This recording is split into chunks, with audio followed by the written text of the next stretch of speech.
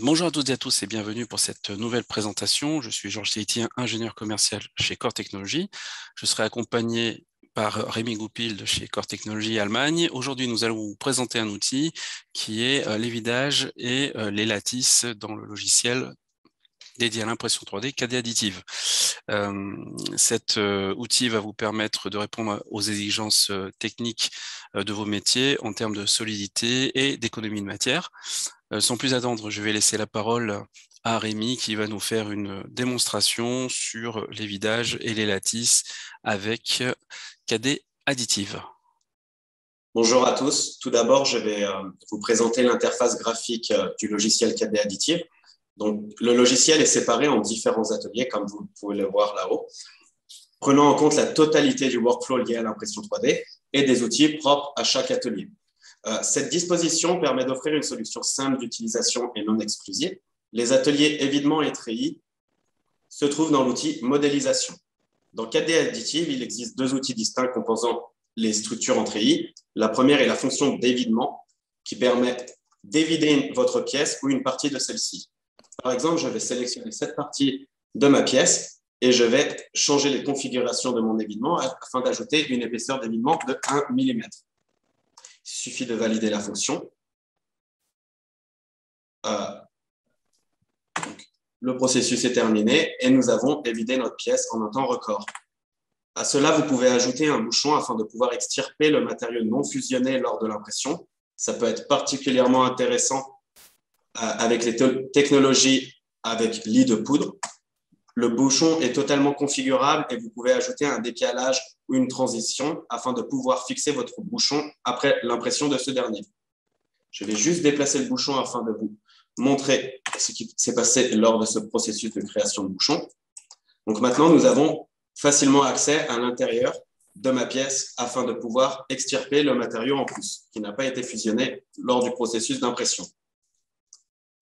Dans KD Additive, vous avez aussi la possibilité d'ajouter des structures en treillis lors de l'évidement de la pièce.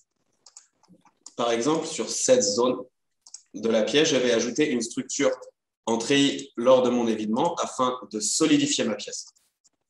Je vais choisir une structure en étoile avec une taille de cellule de 5 mm et une épaisseur de treillis de 0,5.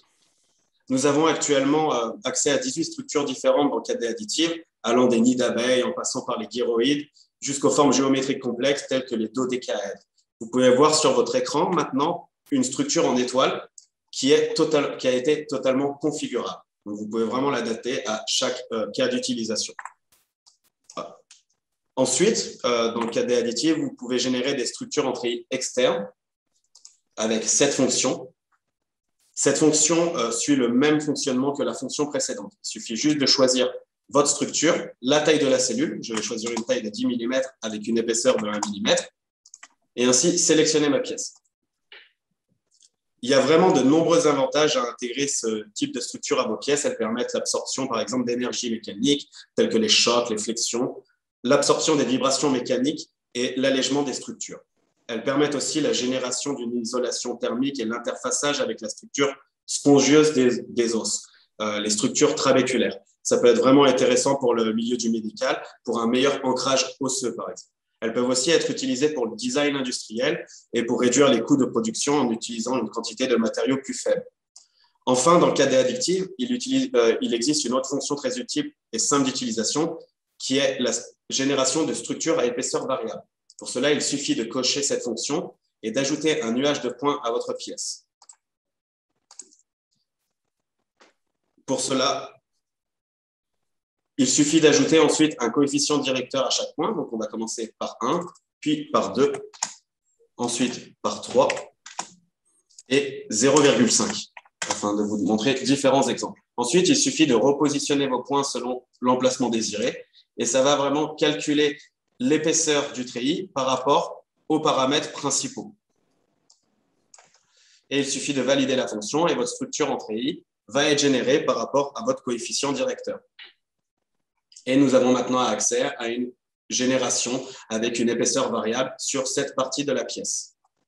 Vous n'êtes pas obligé d'ajouter une structure en treillis sur toutes les pièces. Par exemple, cette partie qui était la partie fonctionnelle de cette pièce, vous Il n'est pas nécessaire de l'évider ou d'ajouter une structure en treillis afin de garder toutes ses capacités.